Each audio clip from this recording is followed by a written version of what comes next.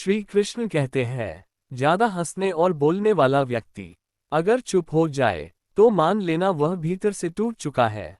जो व्यक्ति सदैव हंसता खेलता मुस्कुराता रहता हो, अगर वह अपने स्वभाव से भिन्न हो जाए अर्थात चुप गुमसुम उदास रहने लगे, तो समझना उसके हृदय में एक पीड़ा है, उस पीड़ा ने उसे कमजोर बना दिया है। जिस व्यक्ति के पास संतुष्टि नहीं है, उसे कितना भी मिल जाए वह असंतुष्ट ही रहेगा। जिस व्यक्ति के पास संपूर्ण धन दौलत ऐश्वर्य वैभव सब है, मगर संतुष्टि नहीं है, उस धन दौलत का कोई अर्थ नहीं, वह सदैव असंतुष्ट की स्थिति में ही रहता है। जिसके पास संतुष्टि है वह थोड़े में भी संतुष्ट रहता है।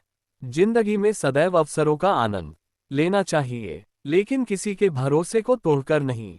जिंदगी में भरोसा एक ऐसी चीज है जिसे प्राप्त करना वर्षों की मेहनत के समान है। फिर भी ये प्राप्त हो या नहीं ये भाग्य पर निर्भर करता है, किंतु भरोसे को तोड़कर पुनः प्राप्त करना यह संभव नहीं है। इसलिए जिंदगी में अवसरों का आनंद सदैव ले, लेकिन भरोसे को कभी टूटने ना दें। प्रेम में कोई वियोग नहीं होता, प्रेम ही अंतिम योग है, अंतिम मिलन है। प्रेम कभी ना समाप्त होने वाली प्रक्रिया है। जिस व्यक्ति को प्रेम हो जाता है वह फिर जीवन और जीवन के बाद भी प्रेम के वशीभूत रहता है। प्रेम को प्राप्त करने के लिए त्याग, तपस्या और योग का सहारा लेना पड़ता है। कभी भी स्वयं पर घमंड मत करना। पत्थर भी भारी होकर पानी में अपना वजूद खो देता है।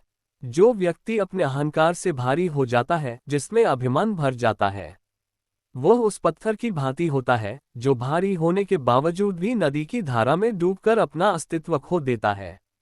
अगर ईश्वर तुम्हें ज्यादा प्रतीक्षा करवा रहे हैं, हो सकता है जितना तुमने मांगा उससे ज्यादा देने वाला हो। अगर किसी लक्ष्य, खुशी या सफलता की प्राप्ति में लंबा समय लग रहा है, प्रतीक्षा की अवधि अधिक है, तो हो सकता है आपकी अपेक्षा से ज्यादा आपको मिलने वाला है। अपने कर्म पर अडिग रहिए और विश्वास रखिए उस ईश्वर पर जो आपके कर्म की परीक्षा ले रहा है।